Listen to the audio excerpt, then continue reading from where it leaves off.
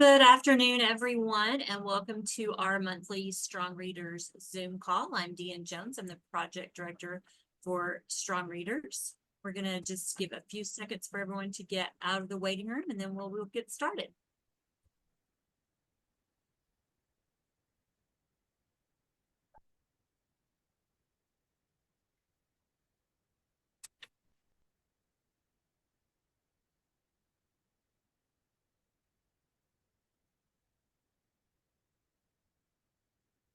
You can drop your name and what school district you're from in the chat. That way we can see who's with us today.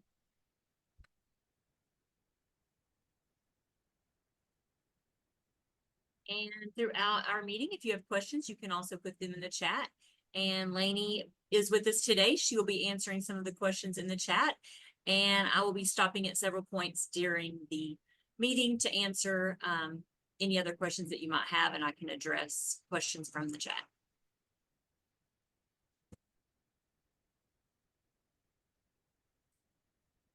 Almost all in. Hope you're all enjoying our beautiful spring day today. You know, with the Oklahoma weather, we have some days that don't feel so springy, but today it's very nice, beautiful, sunshiny day. Hope you'll be able to get outside and enjoy some of that today. Looks like we're almost all in, so I'm going to go ahead and share my screen and we can get started with today's agenda.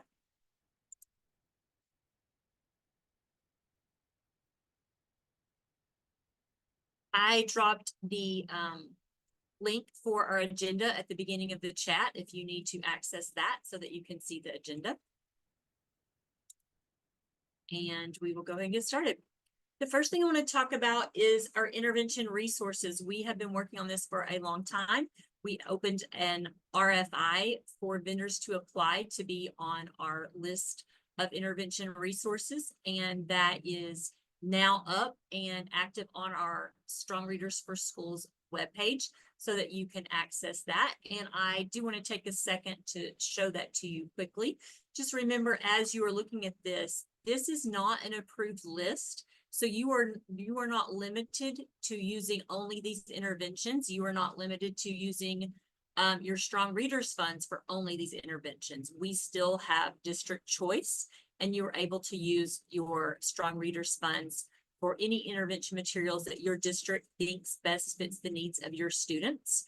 But we are providing this as just kind of a guidance for districts when they are looking for intervention materials to suit the needs of their students. Also, we will be having opportunities for vendors to apply in the future. So we're not limiting it to just the ones who are on there right now. We will be opening this up later and have other opportunities for vendors to get added to this list. I'm going to go ahead and show you it right now. It's on our Strong Readers for Schools page. And it's way down at the very bottom. Scroll all the way down. There is an Airtable right here that says intervention resources for evidence-based literacy intervention reviewed by OSDE. And you can see on this Airtable, we have the publisher, the intervention name, and then the focus. So if you are looking for, we have how it's, if it's direct or online, how that is. We have its ESSA evidence, level of evidence, and we have which instructional tier this would most be appropriate for. It was a requirement that they had to address tier 2 or 3. So you will notice we don't have anything on here that's just tier 1. We do have a few who, like this one is, it's appropriate for tier 2, but they also say it could be appropriate for tier 1. But we did not accept any that were only a tier 1 material. Another thing that we think would be very helpful is this tells you what skills are addressed. So if you're specifically looking for something to address phonics, you can look through and make sure that these address phonics, and then you could look into some of these resources. We also have the information from them about group size, recommended frequency and duration, and the approximate cost. We understand that cost can change with these, so you would also want to double check with them before you're making plans, because as we know, they can change their prices at any time, but this is what the cost was when they submitted their information to us. And then if it's available in Spanish, if there's training required, and any other notes that we had, as well as the contact name, and an email and a phone number. So we hope this will be helpful to districts when they're looking for quality materials to use for interventions.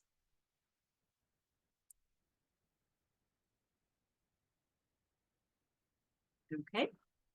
And then I want to move on to EOI screenings. Right now it's April 8th, so we do have a lot of districts doing their EOI screenings right now. Districts have their choice to do their EOIs anytime during April or May, and you can have your students take your screening within your district window. Remember, the couple things to remember after you've completed your EOI screenings is that you are to record your students' final scores on the slip, and then get that second parent signature on the slip. That is optional now. It's not required, but if you have the opportunity and you are visiting with the parents, it'd be great to go ahead and get their signature on that second line for parent signatures.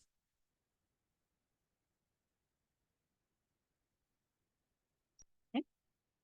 Moving on into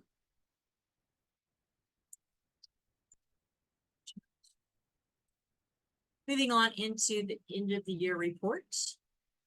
The end of the year report is not open yet. It opens April 18th. We have it already, and it is set to open on April 18th. And then it is due May 31st. So once you are done with all of your EOI screenings, and it's out for April 18th, you can go ahead and begin filling out your EOI report. This year, you will notice when you get into the EOI report that there are a few new questions. So I want to go over some of those really quickly with you. The first new question it's going to ask is improved, and it's going to ask you how many students that were on a slip and showed improvement. So the way we're defining improvement for this question is if they improved one or more tier during the school year. So this is going to be looking at your number of students who you reported to us, you put on a slip at the beginning of the year. How many of those students improved one or more tier? So this could be students who are still on a slip but showed improvement. For example, if they were on tier 3 at the beginning of the year and now they're tier 2, or they were tier 2 and now they're tier 1 plus, that is, they're still on a slip but they're showing improvement. It could be students who were on a slip at the beginning of the year and now they are on tier 1 and you've removed them from a slip. You would count them on this because they were on a slip and they've showed improvement of at least 1 tier during the school year. The next question is about newly enrolled students. So it's going to ask you the number of currently enrolled students that have not been continuously enrolled in your district since October 1st of 2023, and pre-K counts if it's offered by your district. So lots of questions concerning this. When we're looking at this data for this, it's looking at 2 years. So we're looking at school year 23-24 and 24-25 for our previous 2 years. If they came later than October 1st of that 23-24 school year, then they would count as newly enrolled because they were not enrolled for 2 complete years. If they moved in, moved out, moved in, moved out, then we're counting them as newly enrolled. They have not been continuously enrolled in your district since October 1st of 2023. We also made the specification about pre-K counting if it's offered by your district. So for example, if they did not come to the pre-K offered by your district, they were at, a Head Start that's not co-opted with your district, or they were in a private preschool, we're not counting that. We want to know who is enrolled in your district. The next question is proficient. And this is going to be the number of students who demonstrated proficiency, and we're defining proficiency as the 60th percentile rank on your screener at beginning, middle, or end of the year. And then there's another question that specifically asks about IEP students who demonstrated proficiency. So for the first question where it's talking about proficient, it's any student regardless of IEP status. And then we move down to IEP proficient, and that would be the number of students who are on IEP and demonstrated proficiency at the 60th percentile rank on their screener at BOI, MOI, or MOI EOI. And we're only, for this question, we're only counting IEPs with reading goals or students that have a speech IEP with language goals. So we would not be counting a student that has a speech IEP with only articulation goals. If it's a speech IEP, it would need to have language goals to count in this category. I have made an updated tutorial video for this report, and it can be found at this link. And then and it also can be found on our website. We've already posted this on our website, the tutorial video. And I've made a document that goes through step-by-step of filling out the EOI. And that is linked here. It is also on our website. If you have any content questions, you can email us at literacy@sde.ok.gov. But if you have technical issues, then you need to start a ticket at servicedesk@omes.ok.gov. Okay, I'm going to look in the chat and see if we have any questions specifically about the EOIs or the EOI report. We do have a few questions. They're wanting to know if we fill out a slip on students that were previously on a slip if they score below on the screen benchmark. If they're filling out okay, I see it now. Do we fill out a slip on students that were not previously on a slip? Okay, the answer to that is no, because the point of the slip would be to, document interventions that you're doing, and this close to the end of school, you are not starting a new plan, you are not starting those new interventions. So we would not need to fill out a slip on a student for EOI.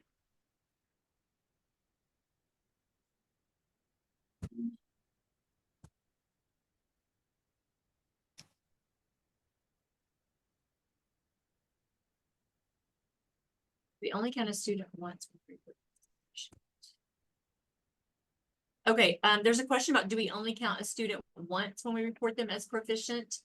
I'm assuming that means between the IEP status and the non-IEP status. So these students would be counted twice, because they would be counted as an IEP student who was demonstrating proficiency, and they would also be counted in the total number of students who demonstrated proficiency.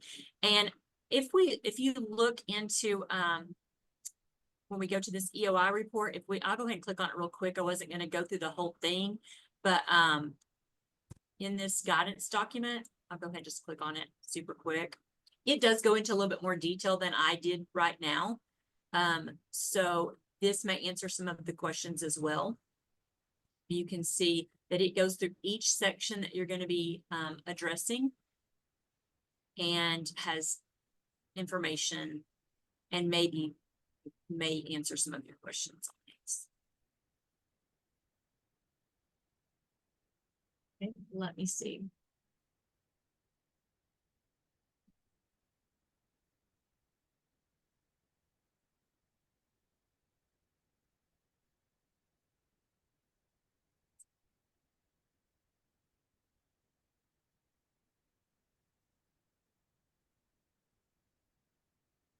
Okay, there's a question about proficient, counting the total number of students who demonstrated proficiency. This is all students. This will be total students, so they don't have to be on a slip on this one. It could be any student that demonstrated proficiency.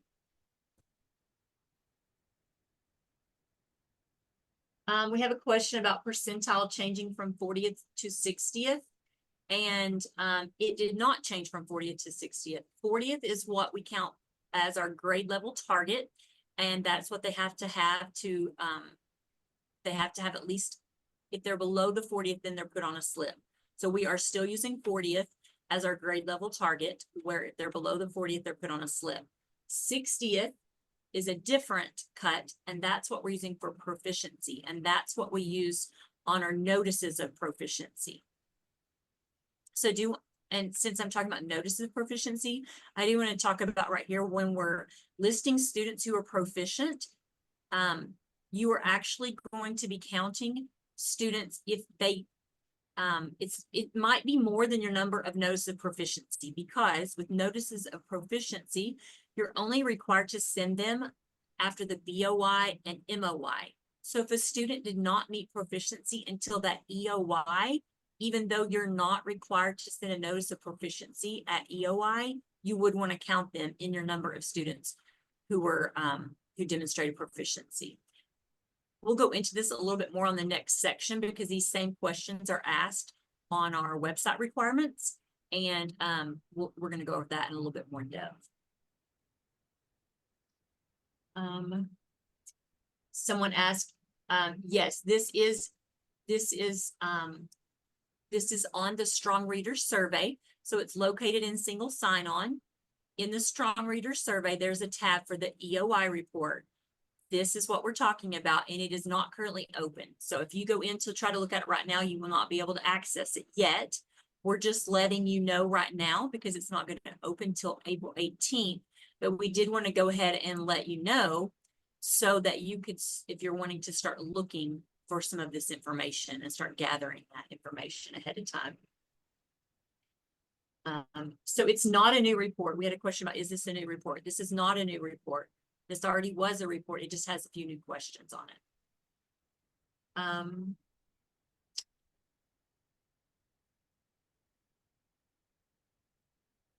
I have a question about what if a student was above the 60th at some point during the year, but then they fell below the 60th percentile on that last one. And yes, it actually does. We would include them because we want to know the number of students who are proficient at some point during the year. So if they met the 60th at Christmas, but then when you test them now, they're at the 58th, we actually still would count them in this number.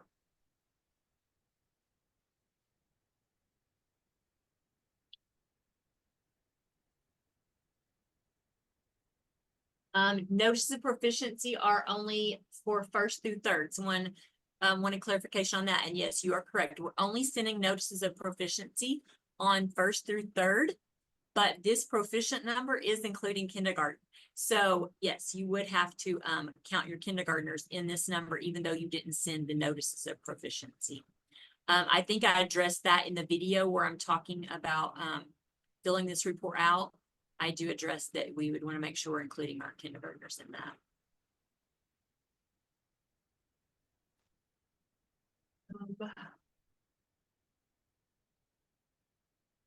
Okay.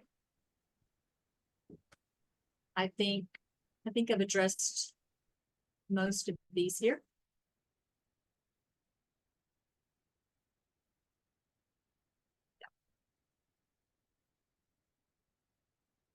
Okay, so let's move on. And this, like I said, if you have other questions about the EOI report, you can watch this tutorial video that we have that might answer some more of your questions. Also, the document may go into a little bit more depth. So, and if you have any other questions, you can email us. So let's move on into our new Strong Readers website requirement. As you may remember, with the passing of the Strong Readers Act, when everything changed from RSA to Strong Readers, there was a new little section in there that says that schools were going to have to post certain information on their website starting in the by September of 2025. So OSDE was to provide a unified format for districts to use. And just to kind of give you a little look into the development of this format, in the fall of 2024, we began looking at the legislation to identify required data and started drafting our format for this. In March, last month, we gathered some feedback from some districts. They brought up some great questions and concerns, and we tried to look at all of that feedback that we got from those districts and to help us develop, to make some edits to our format, as well as to provide some more detailed guidance that could help districts while they are filling out this format. And then in April, our internal review process and final approval process was completed. And so now it is approved and we are able to share that with you. By legislation, we were required to have this format out to districts 90 days before it's due, and it's due September 1st. So we were required to have it out by June 1st, and we are ahead of schedule, and we have it ready to be released to you today. This unified format is released on our website. It was posted earlier today. So you can access it there. And I also have the link to it posted here. The districts are required to post this on your school website by September 1st of 2025. And this data will be collected and published at site level.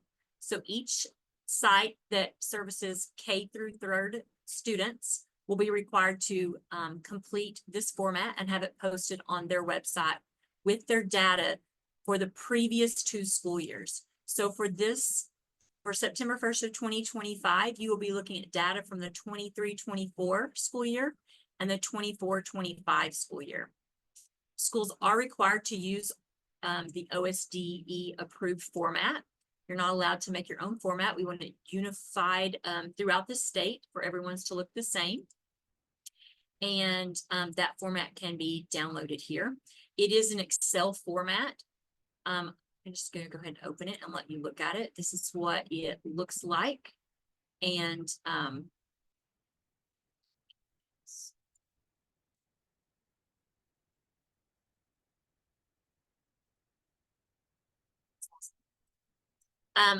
when you download it, it will make you make a copy of it, and then you can open it.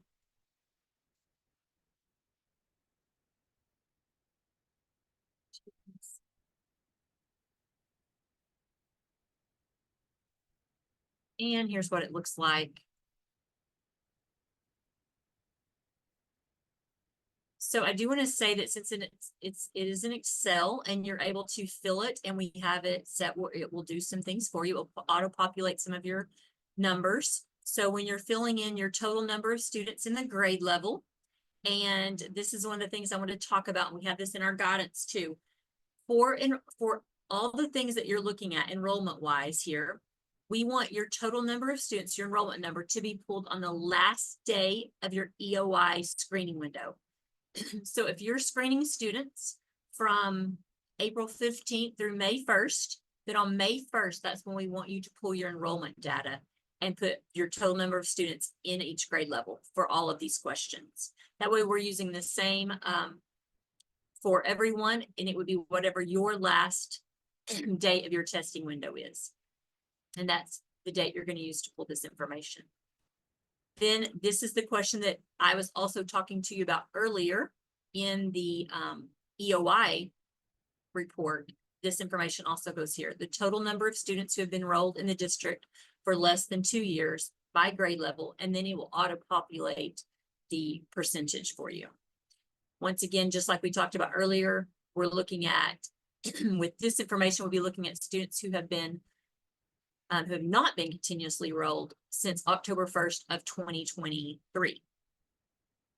Then one thing to note when you're looking after the first question and you move down to the second one that starts talking about students who did not meet grade level targets, we need to protect our students' anonymity on these. And so when you are putting in a total number of students in your grade level, or you're putting in the number of students who did not meet grade level targets on this question and this one, especially when we get down to these lower populations, like our number of students on an IEP and our students who are on IEP and met grade level target,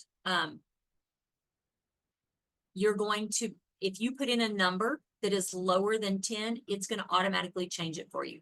So for example, if I put that I have 2 students on an IEP in kindergarten and I click to the next box, it's going to automatically change that to less than 10. So that, because this will be a public facing document and we don't want to be putting our students' private information out there or any way that would let a student be identified. So if you enter anything below 10, you can see that it's automatically change that one. It didn't do that one. I'll have to check on that. That one didn't work. I will need to check into that. Sure that one does. Yeah, that one's doing it. So we're going to check on, I will check on this section, see why that one didn't do it. But you can see how that's going to do those. When you scroll down here, this is going to be where you'll put your school board policy and expenditures, and this will tally your amount. And then these questions were already asked to you on other reports. The number of staff you had implementing the provisions of the Strong Readers Act, and then the average daily classroom time devoted to implementing the provisions of the Strong Readers Act. We asked this question already in your district reading plan, but it was by grade level. So since this is not by grade level, if you have a different amount of time devoted in kindergarten versus first or second grade, you would just average those together and put your average number here. Okay.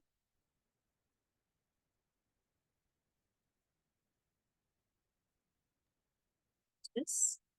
And then we have the guidance document to guide you through while you're filling out this format. And that is one thing I do want to go through because I think there's several sections that are going to have quite a few questions. So I want to just look through this guidance document. I see a question about if the school's only been open for 1 year. So then, yes, you would be putting all of your students, because if they've only been at your school for 1 year, they've been enrolled in your district for less than 2 years, then you would count them there. It does say enrolled in your district. So if you have students who, like say you have an early childhood center and that houses only pre-K and K, and then they move to a different site for first and second, those first graders, as long as they were enrolled in your district, then they would not count as newly enrolled students.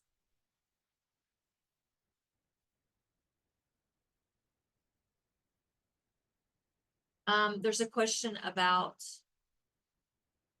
adding the number of students for the last 2 years. No, we wouldn't be adding them. We'd be looking at the students who finished that year. So if you're looking at first grade, the students who finished first grade that year, of that amount of students, say you had 100 first graders that finished first grade this school year, of those students, how many of those students were not enrolled in your school over 2 years? Is what we would be looking at for that.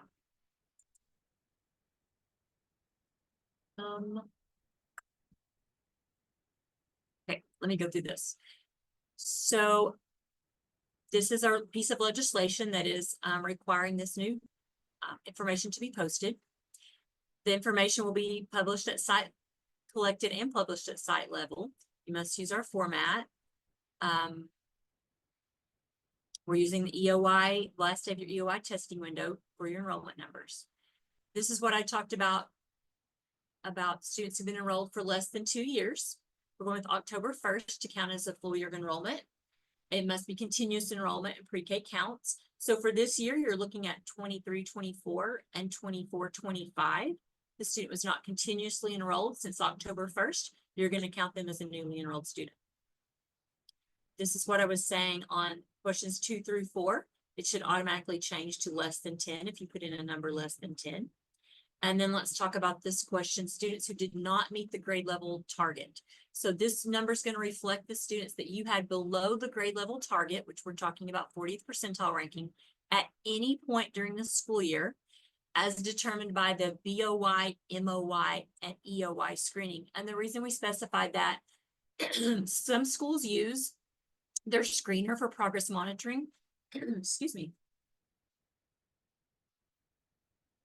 So if you are using your screener as a progress monitoring tool and you are giving it more often, you do not have to count all of those times. You would only be looking at the BOY, the MOY, and the EOY for this purpose. Students that were exempted from the screener are considered as not meeting the grade level target. That you exempted them from taking that because you didn't think it would be an accurate representation or something that they would be successful at. So they would be considered as not meeting the grade level target. So to calculate this number, these are the things that you would be adding together. You're going to take your number of students who were placed on the slip at the beginning of the year, plus the number of students that were added to the slip throughout the school year, plus the number of students who were not on a slip but did not meet the 40th percentile at the end. So just like someone asked a while ago, do we have to add students to a slip if they don't meet it, the 40th at the EOI? You do not have to add them, but we do want you to add them in this number. So even though the student has been above the 40th all year long, and on EOI, they score at the 39th percentile, you're not required to add them to a slip, but they do need to be added into this number. So you're going to add those. And then the last thing is you're going to add in the number of students who are exempted from the screener. The students that you did the exemption form on, you would need to count those there. So you would add all of those together, and that's how you'll get your number of students who did not meet the grade level target on the screener. Question 3 is the number of students who demonstrated proficiency on the screener. And you'll notice this one says proficiency. So we're using the 60th on this one. So proficiency is defined as the 60th percentile or higher on the screener. And we're going to count the students who met the 60th percentile for the first time at EOI, even though you didn't send them a notice of proficiency. Also, you're going to count all of these students regardless of their IEP status. And as we talked about before, you'd also count your kindergarten students that met the 60th percentile, even though you didn't send them a notice of proficiency. If they met that 60th percentile at any of the 3 benchmark testings, then you would count them in this. Question 4 is the number of students who are on an IEP and demonstrated proficiency on the screener. So yes, these students would be counted up here, and then they're counted down here as well. We're looking at 60th percentile, IEPs that have reading goals, or speech IEPs if they have language goals. The school board policy, we have a spot for that. You're not required to post the entire text on the form. You can just post a link to a different spot in your website where you would have the school board policy posted. Expenditures, we have it broke down into categories by function code. The only one that's different is the first one, where we combined the 1000 code for instruction, and we also put in the 2199 for contracted services for tutoring. So those two would be added together for the first category. And then the second one is instructional staff with this function code, academic student assessment with this function code, and any of your vehicle operation services with this function code. And then you enter those numbers by site, and then it would tally it for you at the bottom. Number of staff implementing the provisions of the Strong Readers Act. This is the same guidance that we posted with the district reading plan at the beginning of the year. This would only count staff that's working directly with students or teachers on literacy instruction. You can count the paras in this number, but do not count volunteer staff. And then the average daily classroom time, you're already putting this in your site plan by grade level. If you have different numbers by grade level, just average those to get this number. And then you would be posting this on your school website by September 1st. So let me go back and see what questions we have on this. There is a question that if they are using a benchmark assessment that does not provide percentile ranks, how should they report the data? So I thought all of our approved screeners use percentile ranks or have a way for you to convert it. Is there a specific one they're mentioning? Oh, I see ELQA. Okay, I will look into it on the ELQA and see if there's a way that they have for us to equate that so that we can have some guidance for you on reporting that. I will look up that one.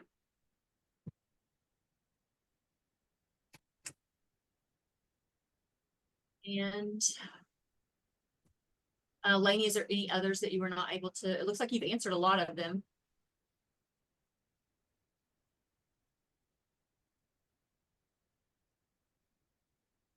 I do see a question about school board policy. We are working on that. We have, we're going to have guidance coming on that. We have some worked on, but it still has to be looked at by our legal department.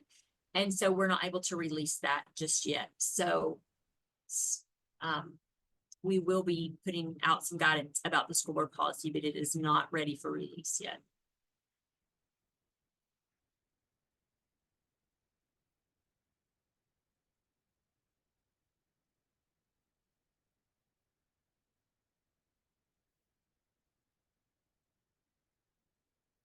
I think it looks like we've addressed most of those. Lainey, did you see any others?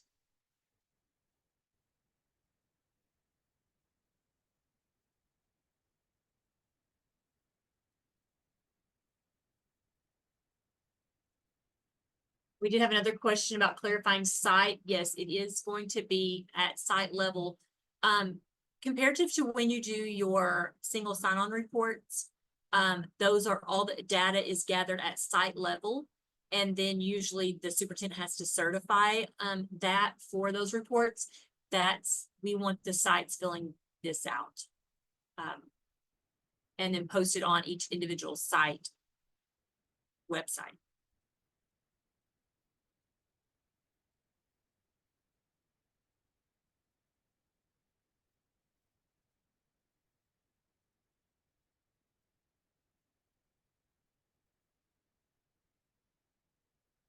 There is a question about IEP students using accommodations during benchmark testing. You would need to look at the vendor recommendation because each vendor does have recommendations regarding that. But generally we would say no, because for a screener, we're wanting to see, are they demonstrating reading difficulties? And if you are giving them, like if you're reading it to them, then they're not going to be demonstrating that difficulty, and it's not giving us a true assessment of what their needs are. And so general answer to that would be, we do not want them having accommodations for that, but also refer back to your vendor's recommendations and guidance.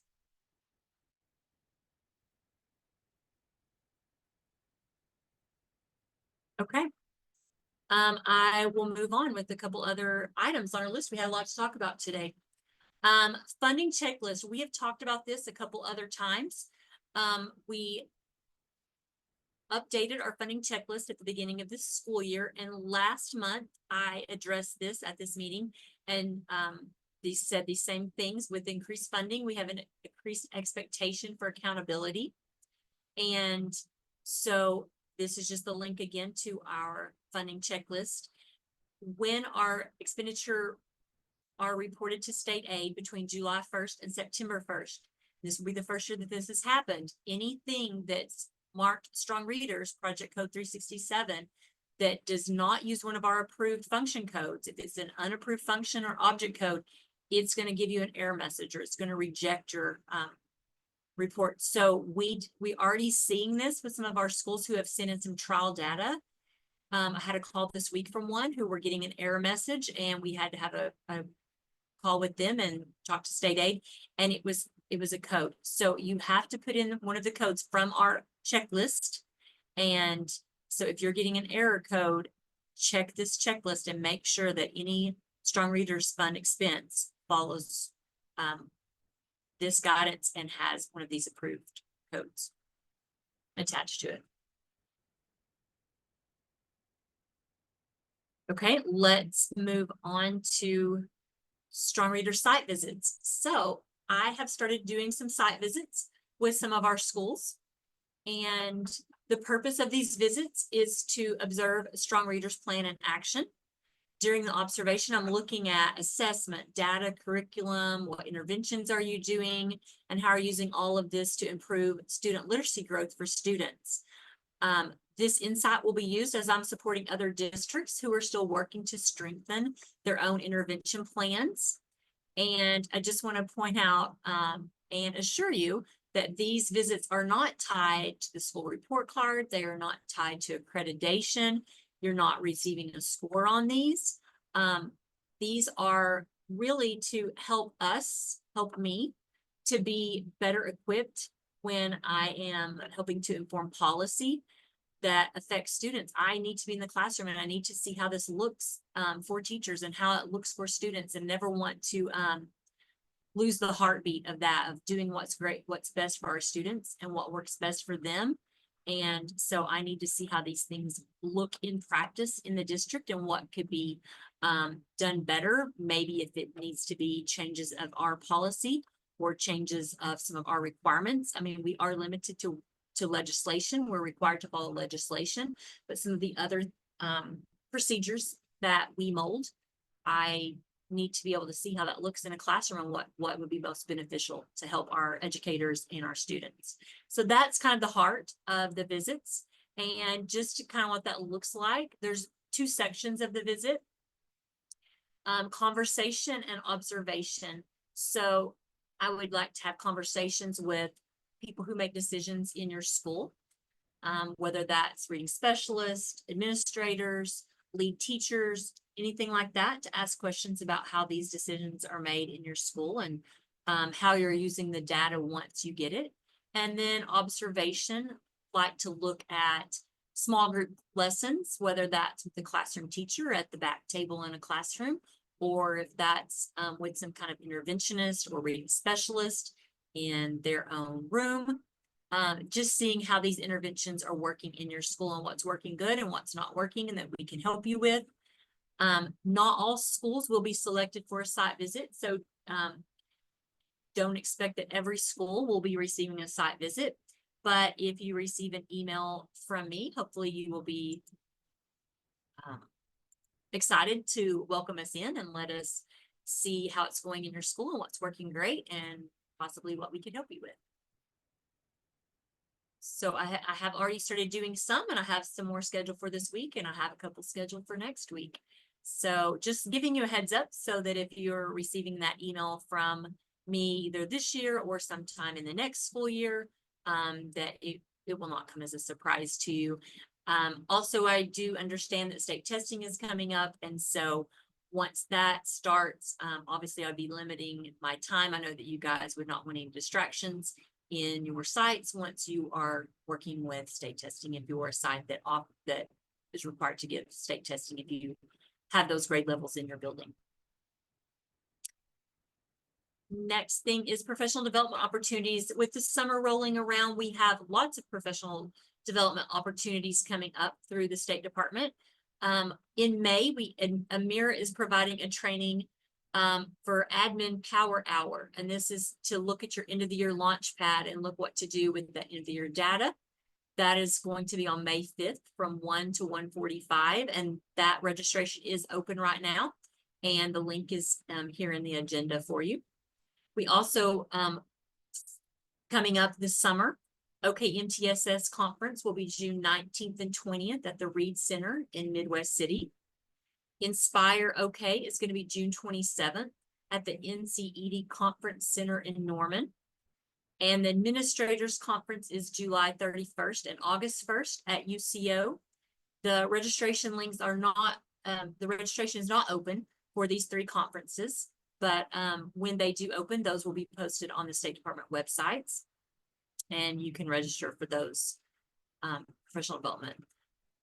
I've talked about this, I think, last month, but we are excited that our Literacy Heroes team and the OSDE literacy staff will be hosting Pages Across the Plains.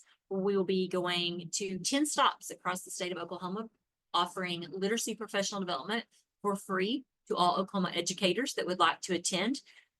The registration is not open for these yet, but you can look at these dates and areas that they will be if you would like to just kind of save that date on your calendar. And as more information is coming out about that, we will get that out to you. Our next meeting will be on May 13th at 1 p.m. And as always, you can find the link near the top of our Strong Readers webpage. And the recordings can also be found on that same webpage.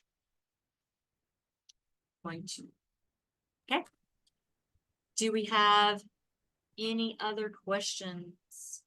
On your site visits, are you contacting sites for these visits? Yes. So for the sites that I've done so far, I have contracted principals usually. Sometimes I've contacted some ELA coordinators or things like that in districts.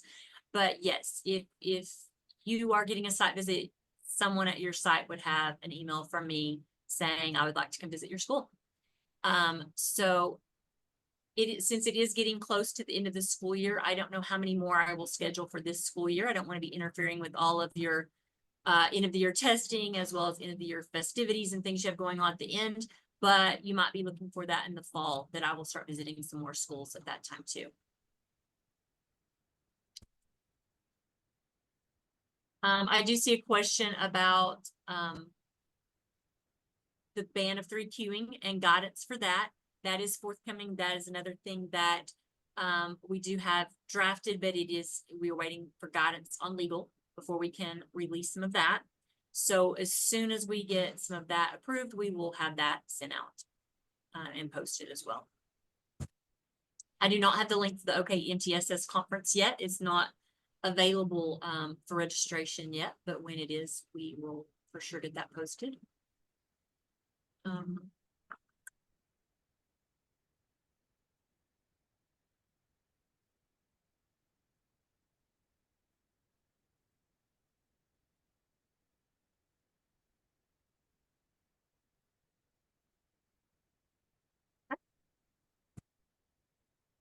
I think it looks like, give you guys just a few seconds if anyone wants to put a last minute question in the chat. Amira, yes, we do plan, we will still be offering Amira to all districts in the state of Oklahoma next year for the screening assessment. And that will be available for any district in the state. Once again, we've talked about this before. Depending on funding, we may be also able to offer the learning platform of Amira, but we can't guarantee that. We have a certain amount of money. And with that money, we know that we are able to provide the screener to all districts. But if there are too many, if we have all of our districts say, yes, we want the screener, then we would not have the funds available to offer the learning platform. But if we have learning screening, yes, for sure. Every district can get it next year. Learning platform, that's going to depend on the amount of schools that want it and the funding. Back. Push.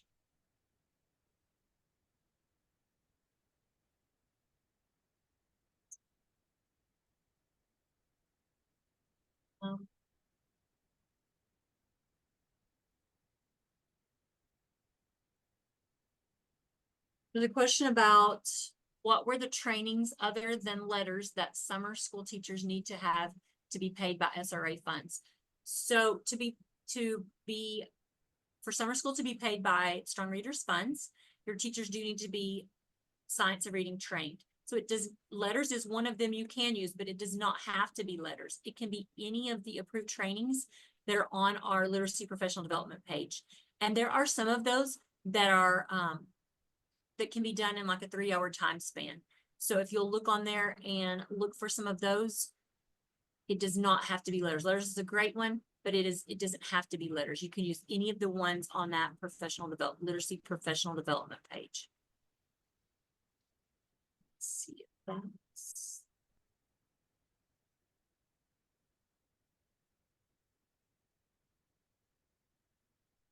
I do not know a date yet when we will know about the learning platform because schools can still sign up right now. So that would probably be sometime in the fall because we will have to save funds to see how many schools register for the screener.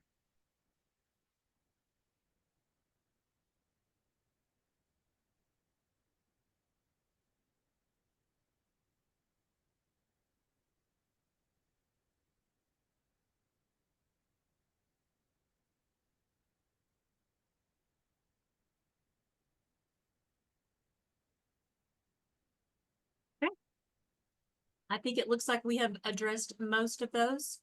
As always, if you have any other questions, you can email it to us at literacy@ok.sde.ok.gov, and we will get those addressed. And I see a question coming through about Amira. If you're already registered, do you have to register again for it? You should not have to register again. Your Amira representative should be contacting you and making sure that that's all taken care of. So if you are already on the State Department of provided Amira, just talk to your Amira rep and they should be able to help you with that.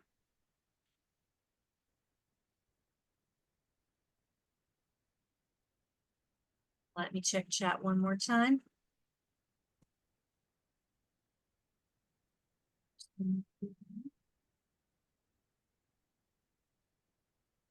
I do not know how many years longer Amira will be provided. we did sign a contract with option to renew for up to 10 years with Amira, but that would be depending on funding, how many years we're able to provide that. So I do not know exactly how many years that will extend.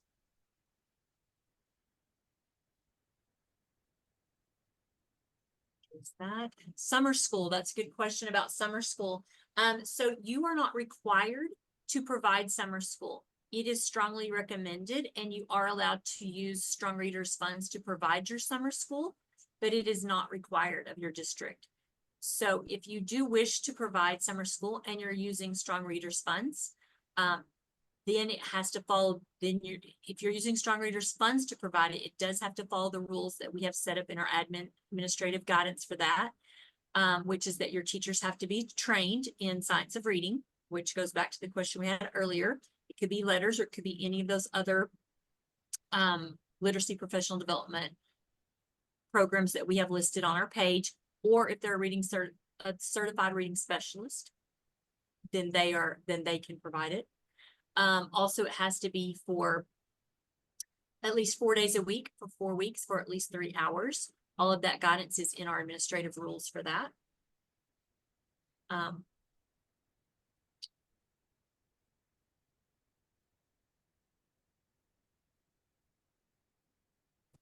I see lots of questions about the accommodations for the screener and specifically for STAR. Before I specifically address that, I would like to look at STAR's guidance on that as well, because that is always our recommendation, is to go with your vendor's guidance. And so I would need to pull up the STAR guidance, and maybe I can look that up and we can address that at the next one. But in lieu of that, if you have specific questions regarding just STAR, you can email me and I will look into that and get back with an answer for you on that.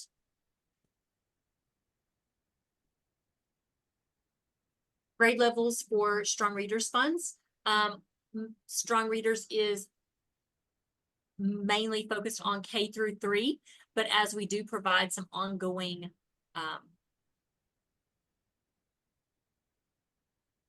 I'll have to think about that. Could you use it for, we do provide ongoing guidance for 4th and 5th grade. So I would have to look into that to see if you could use it for 4th and 5th grade for summer school. I will look into that question as well, because I'm not for sure about the answer for that one. But I will find that out.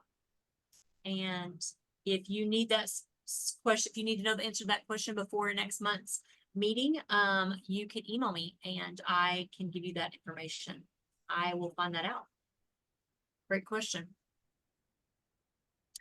Oh, Dylan is telling us the updated website format in Excel should be live on the website. So it's like Dylan has. Okay. Thank you guys. I know this was a long meeting. We had a lot to discuss, so thank you for your patience. And the recording should be posted on the website either later today or tomorrow, as soon as I can get it downloaded and edited and sit back in. We will get that posted for you if someone needs to refer back to something, or someone you want to tell someone else to watch it that needs to know some of the information. And anything else, give us an email. And as always, thank you for all you do for Oklahoma's young readers. Have a great day. Bye.